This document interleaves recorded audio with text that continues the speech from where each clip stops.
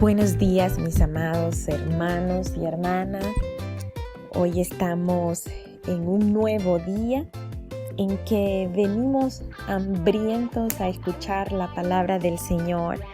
Saben, hay un pasaje en Juan 4, 32 al 34, en donde los discípulos habían visto que Jesús había pasado mucho tiempo sin que comieran y le llevan comida. Y les dice Jesús: yo tengo una comida que comer que vosotros no sabéis. Y entonces los discípulos decían: ¿pero qué? ¿Será que alguien le dio de comer? Y Jesús les dijo: mi comida es que haga la voluntad del que me envió y que acabe su obra. Ese es el alimento. Es hacer la voluntad del Señor. Pero ¿cómo hemos de hacer su voluntad si no le conocemos? ¿Y cómo le hemos de conocer si no leemos su palabra, si no lo vemos a Él, si no conocemos su pensar, su actuar?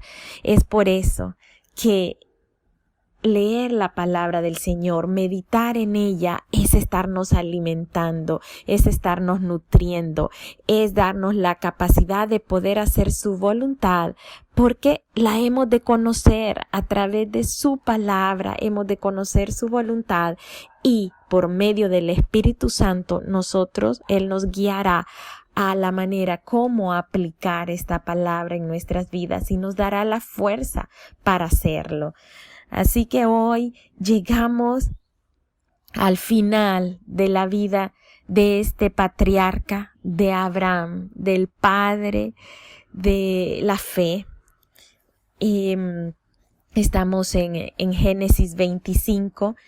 Dice la palabra que después de que Sara murió, Abraham pues tuvo otra esposa y se llamó Cetura, esta otra esposa. Así que vamos a hacer algo, vamos a sacar la edad, cuánto tiempo pasó en que Abraham pudo estar sin Sara. Sara se muere a los 127 años, podemos deducir que Abraham tenía 137 años y nos dice aquí que Abraham murió en Génesis 25:7, 175 años. Es decir, que después de la muerte de Sara, Abraham estuvo 38 años más. En esos 38 años más, él tuvo una esposa que se llamó Cetura y esta tuvo 6 hijos con él. Y los nombres de los hijos son Simram, Joksán, Medán, Madián, Isbac y Sua. Y si sumamos a Isaac y sumamos a Ismael, tendremos que Abraham tuvo un total de 8 hijos, según lo que está descrito aquí en la palabra. Y si nos fijamos aquí, de Medán y de Madián, si volvemos a escuchar en la Biblia, volvemos a escuchar que hubieron naciones que se formaron de estos hijos de Cetura. Los madianitas, por ejemplo, fue ahí a donde más adelante Moisés se va a refugiar cuando sale de Egipto y toma esposa de Madián. La esposa de Moisés, Séfora, era de Madián. Y más adelante vemos cómo los madianitas pues se vuelven pueblos que oprimen al pueblo hebreo. Pero eso es mucho más adelante, es en el tiempo de Gedeón, de los jueces. Aquí en este momento pues solo estamos viendo el nombre de los hijos, pero es bueno que los tengamos en mente, por lo menos este de Madián. Y dice que Abraham, aún a pesar de todos estos hijos que tuvo, siempre su primogénito Isaac fue el que heredó pues la posesión de Abraham. Y por supuesto, sí, él repartió entre sus hijos y nietos muchas de sus posesiones, pero su mayor herencia fue para Isaac y por supuesto la herencia generacional, desde donde iba a venir la línea de Jesús, la línea que conduciría al nacimiento de Jesús. Dice que Abraham murió en el 8, Génesis 25:8, exhaló el espíritu y murió Abraham en buena vejez, anciano y lleno de años, y fue unido a su pueblo. Y lo sepultaron Isaac e Ismael, sus hijos, en la cueva de Macpela, en la heredad de Efrón, hijo de Zohar Eteo, que está enfrente de Mamre.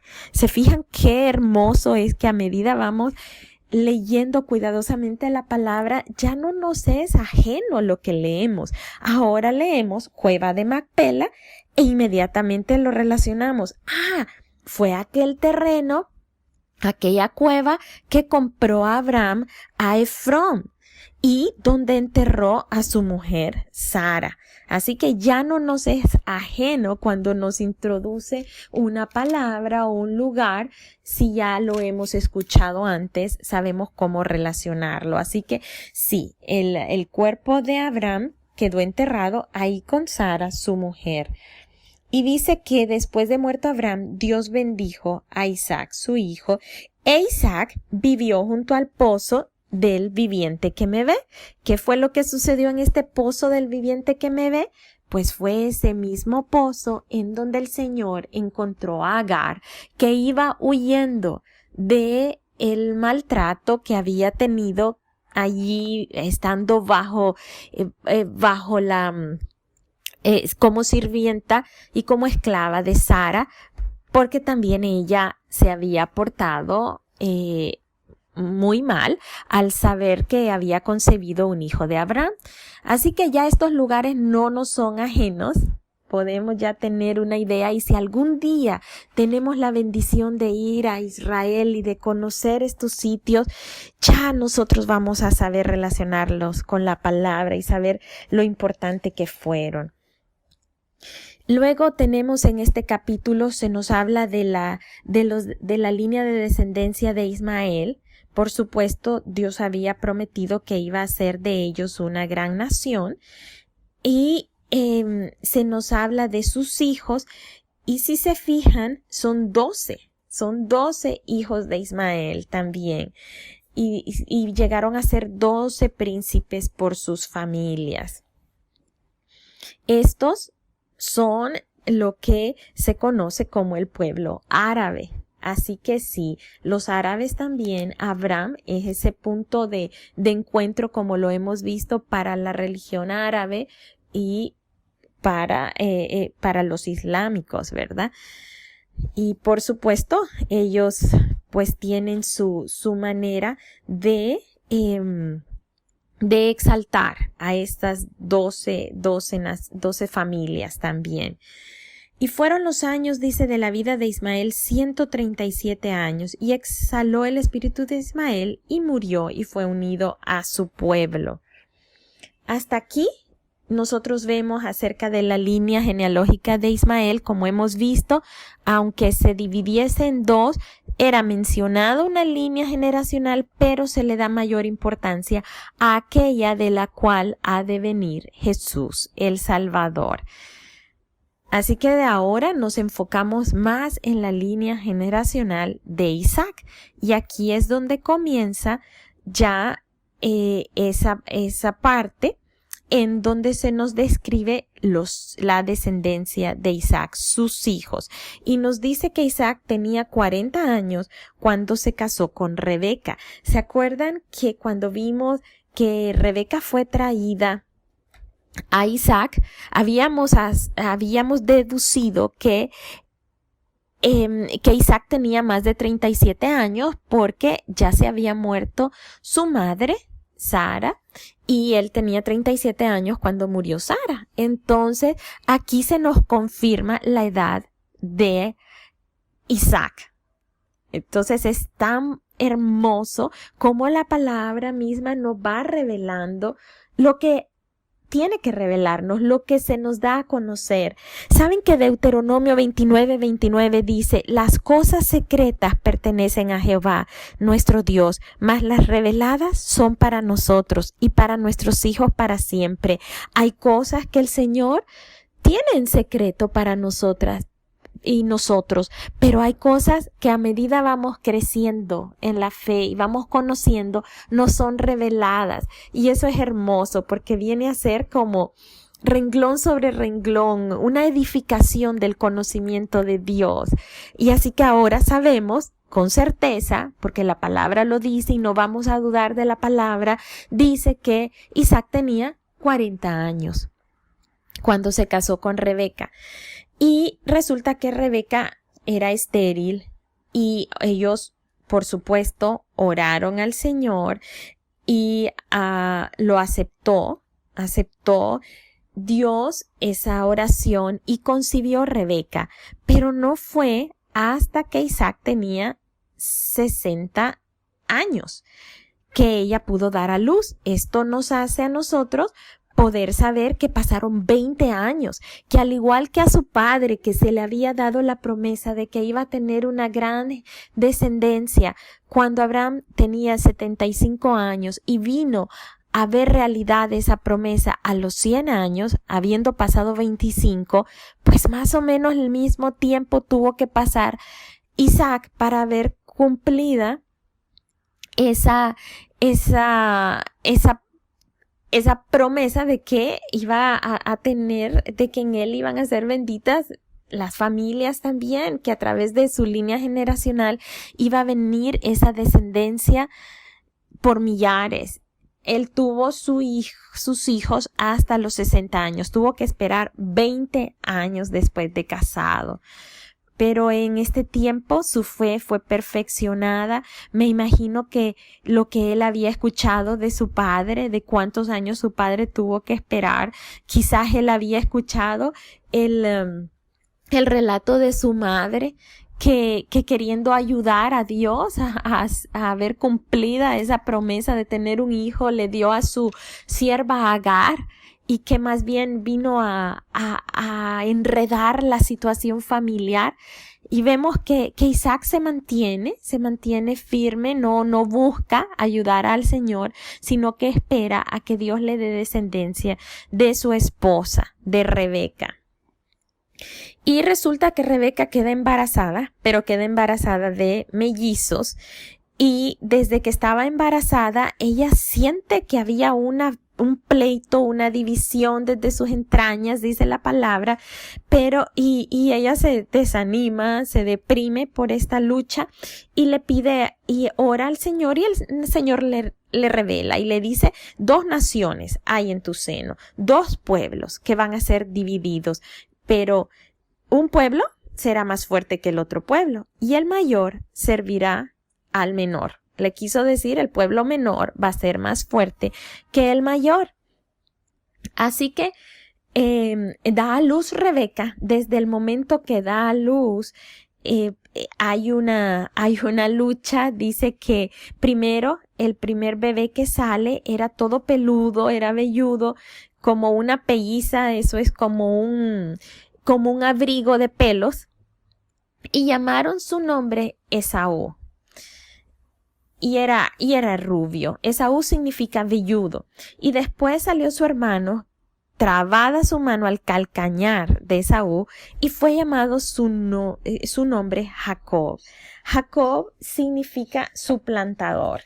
Jacob estaba desde las entrañas de su mamá luchando por salir primero, en él había ese anhelo, esa valoración a tener esa posición de ser el primero.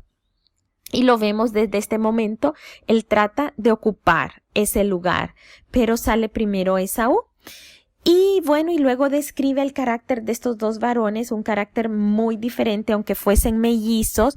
No sé si han visto, pero los mellizos usualmente tienen un carácter muy distinto, aun y cuando sean idénticos su parecer físico. Pero aquí vemos que habían dos caracteres. Esaú dice que era cazador hábil, que a él le gustaba estar en el campo, y me imagino que pues era muy atlético, un hombre bien velludo, un hombre musculoso, que se interesaba mucho en lo físico, pero que quizás le interesaba poco los asuntos espirituales. Era un hombre práctico, un hombre fuerte. Pero este hombre carecía de mucha visión y de autocontrol, y lo vamos a ver en un momento. Él trataba de vivir lo mejor en ese mismo instante. En cambio, su hermano Jacob, al parecer, era un hombre tranquilo, era un hombre muy pensador, era un hombre visionario, ambicioso, muy apegado a su madre. Esta es una diferencia porque Esaú era muy pegado a su padre Isaac. Jacob era astuto, muy astuto, y era de una personalidad, quizá de un temperamento más tranquilo, porque dice que era varón quieto y habitaba en tiendas. Y amó, dice Isaac, a Esaú porque comía de su casa, mas Rebeca amaba a Jacob. Aquí ya en la familia se está dando una situación que no es sana, una situación que trae división. La división entre el esposo y la esposa se viene a reflejar y a concretizar en la división entre sus hijos, y luego se ve en una división entre naciones a lo largo de toda la historia. Y vemos aquí lo que sucede. Dadas las características que hemos hablado de ambos, hay una consecuencia de esas características y de los pensamientos que rigen en la mente y en el corazón de Esaú y en el corazón de Jacob, que vienen a denotar este hecho tan trascendental, que pareciera que pudiera ser algo no importante, pero lo fue, lo es. Esaú venía del campo, cansado, hambriento, y ve que Jacob tenía una rica cena, unas lentejas, hay un guiso rojo, y le dice: ay, es que estoy muy cansado y dame de eso, dame de ese potaje, dame de tu comida. Y Jacob le dice, con astucia, esto no fue algo que se le ocurrió en ese momento. Jacob ya había pensado en esto. Jacob había crecido. Aquí podemos pensar que ellos ya están bien creciditos, que son quizás jóvenes adultos. Pero en el corazón de Jacob siempre prevaleció ese deseo de ser el primero. Y él aprovecha este momento, esta necesidad que tiene Esaú, para decirle, para poder conseguir lo que él anhela. Y le dice: está bien, te lo doy, véndeme en este día tu primogenitura. Y Esaú, muy impulsivamente le dice: pues yo me voy a morir. ¿Para qué pues me servirá la primogenitura? Y dijo Jacob: júramelo en este día. Y él le juró. Y vendió a Jacob su primogenitura a cambio del guisado de lentejas, que era un guisado color rojo. ¿Por qué dice la palabra? ¿Por qué nos está diciendo el color del guisado rojo? ¿Saben por qué? Porque de Esaú, cuando luego se dividen ellos, surge una nación. Sí, lo que el Señor le había dicho a Rebeca se cumple, surge una nación, y esta nación se llama Edom. Edom significa rojo, y es en alusión a este guiso. Además, las tierras de Edom, a donde se va a asentar Esaú, son unas tierras color rojizo. Así que si se fijan, qué maravillosa que es la palabra. Todo está conectado. No hay ningún hecho aislado, ni siquiera el color de una comida. El color de una comida tan importante como esta, que fue el precio por el cual Esaú se despojó de la posición que él había heredado. Esaú, al vender su primogenitura, él estaba vendiendo mucho más. Él estaba despojándose de mucho más que ser el hijo primero. ¿Saben? La primogenitura, el hijo primogénito en estos tiempos recibía, por supuesto, el honor de ser el primer hijo, pero además de recibir el honor de ser el primer hijo, él recibía una doble porción de la herencia. Es decir, que si la herencia era entre dos hermanos, él recibía 2/3 partes de esa herencia. También era el que venía a encargarse del liderazgo de la familia, el sacerdote de esta familia. O sea que él realmente estaba despojándose de algo muy importante, porque ellos sabían, seguro que Abraham había contado a Isaac que en él iba a haber una gran descendencia, que se iba a multiplicar las personas a través de él y que iban a ser benditas todas las familias. Abraham debió haber hablado a Isaac de lo especial que era su línea genealógica. Por supuesto, Isaac también a sus hijos. Y esto implicaba la importancia de la primogenitura. Esaú, al rechazar la primogenitura, estaba rechazando ser parte de la línea generacional de Jesucristo. Estaba echando a un lado que las promesas de Dios acerca de bendecir a todas las familias de la tierra tuvieran relación con él. Él se estaba apartando. En cambio, Jacob siempre lo había deseado. Desde que estaba en las entrañas, él deseó ser parte de esta línea generacional. Por supuesto, tenía muchas ambiciones y los medios que Jacob utiliza no son los más dignos. Jacob en realidad es un oportunista, pero él ha creído en la promesa. Él ha creído en lo especial que era ser el primogénito, tener ese lugar de primogenitura, de manera que la línea generacional que iba a traer salvación a toda la tierra tuviese que ver con él. Así que él fue bien astuto y logra que le venda esa primogenitura por algo tan simple, por algo tan sin valor como un plato de comida. Aquí se nos expone también lo que muchas veces sucede con nosotros. Cada uno de nosotros tenemos un lugar especial por el cual Dios nos ha escogido. Dios nos ha escogido a nosotros para venir a ser hijos de Él. Nos ha escogido a nosotros para ser templo de Él. Nos ha escogido para derramar en nosotros su espíritu, para hacernos coherederos juntamente con Cristo. Y muchas veces nosotros despreciamos esa posición tan honorable por un plato de lentejas, al igual que Esaú.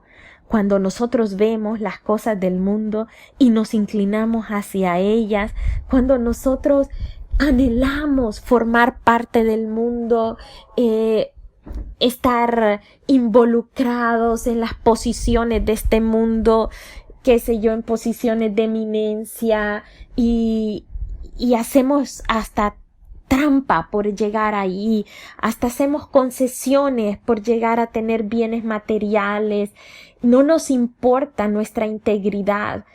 y hacemos lo que sea por ganar un proyecto, que se nos asigne un trabajo, no nos importa pararnos encima de otros por llegar a obtener una posición. A veces no nos medimos en los bienes materiales, en llegar a estar a la moda, y llegamos a obtener una y otra posesión y nos deslumbramos por ello. Cuando hacemos esas cosas, nos parecemos a Esaú. Estamos dejando a un lado la posición y la responsabilidad que el Señor nos ha dado como hijos de Él, como herederos de Él, como sacerdotes de Él. Su palabra dice que somos linaje escogido, que somos un pueblo, una nación santa, un sacerdocio real.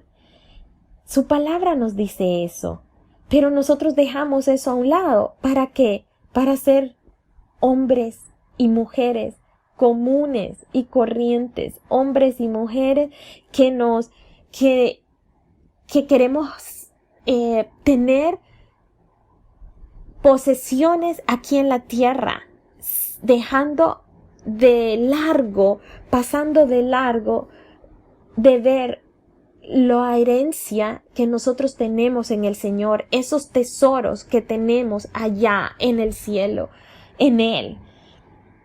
Dejamos a un lado los dones espirituales, todos esos tesoros espirituales que el Señor nos ha dado y que el Señor nos quiere seguir dando. ¿Por qué? Por estar involucrados en el plato de lenteja, en el guiso rojo apetecible, por estar satisfaciendo nuestros deseos carnales o los deseos de nuestro corazón, involucrados en pecados, en fornicaciones, en relaciones que no están aprobadas por el Señor, en adulterio. Eso es comer, eso es conformarnos con un plato de lentejas. Dios nos ha dado un primogénito, y es Jesús. Él es el primogénito, Él es el primero, Él es el cabeza de la creación, pero nos ha dado juntamente con Él esa posición de hijos, y no la debemos de desechar, no la debemos de rechazar. Así que esta historia nos hace a nosotros estar consciente de la diferencia entre enfocarnos en lo espiritual y enfocarnos en lo terrenal, entre ser personas realmente que caminamos en justicia, en rectitud delante del Señor. Más adelante, en la palabra, nosotros vamos a ver cómo Jacob llega a ser objeto también de sufrimiento, víctima de astucia de otros. Todo lo que nosotros hacemos en la tierra, verdaderamente que no está bien, viene a traer sus consecuencias. Jacob sí fue astuto y se colocó en la posición, y Dios lo bendijo, y sí, y él fue pulido a lo largo de su vida. Toda esa forma de ser, de astucia, de oportunista, de liebre, fue pulida por medio del Señor, y no le fue fácil. Tuvo que enfrentar momentos muy duros, los cuales nosotros vamos a ver, pero él se mantuvo firme, y él sabía que era lo que quería. Él tenía esa ambición de ser parte de la línea de Jesús. Y nosotros valoramos realmente. El Señor nos la ha dado por medio de su gracia.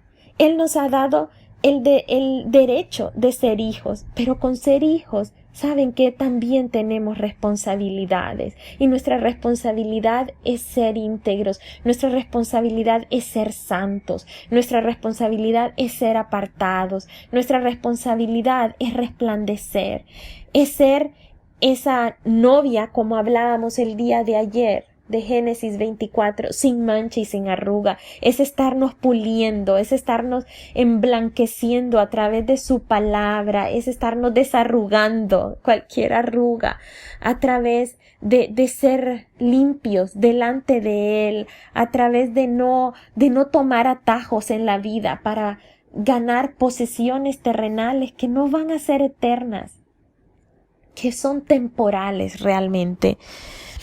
Así que después vamos a ver lo que ocurre con Jacob Él es pulido, sí, y llega a tener éxito. Al final tiene éxito.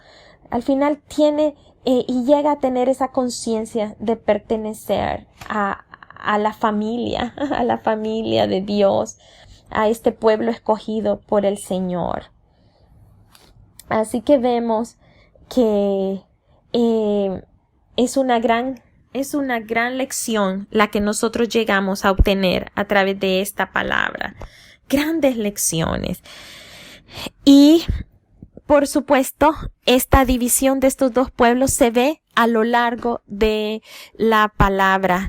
De Esaú surge ese pueblo de los edomitas que llegan a ser enemigos constantes de los hebreos, de los judíos, del pueblo judío. Cuando el pueblo hebreo sale de Egipto, los edomitas le niegan el paso a los judíos, le niegan el paso a este pueblo. Siempre hubo una lucha. Saúl tuvo que luchar contra el pueblo de Edom, David tuvo que luchar contra el pueblo de Edom, y finalmente este pueblo pues sí termina desvaneciéndose, pero es mucho, mucho después. Así que, mis hermanos y mis hermanas, esta es la historia que hemos conocido, de la cual hemos caminado de la mano de Dios y que ha traído revelación y entendimiento a nuestras vidas.